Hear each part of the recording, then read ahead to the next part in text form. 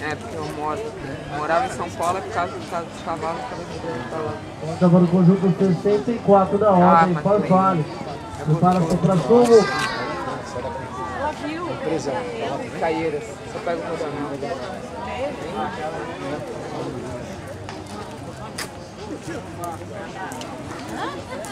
Sua mãe duvidou. Ela não fala lá.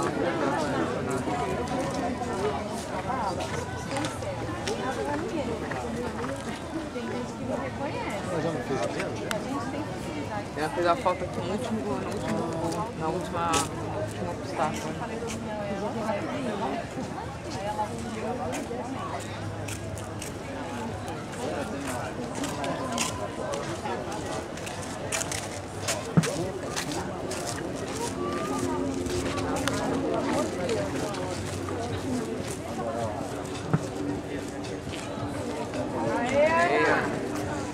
Agora.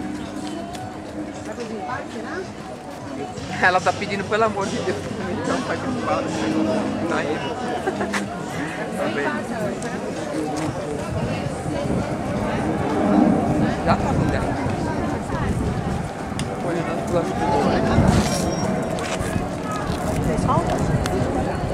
Eu não olhei tudo a pista, mas parece que não. Muito bom, hein?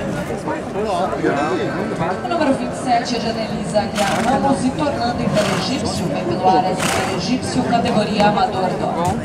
Um ponto perdido para QH Avenida Cameripismo, 8,6. É o melhor resultado da categoria.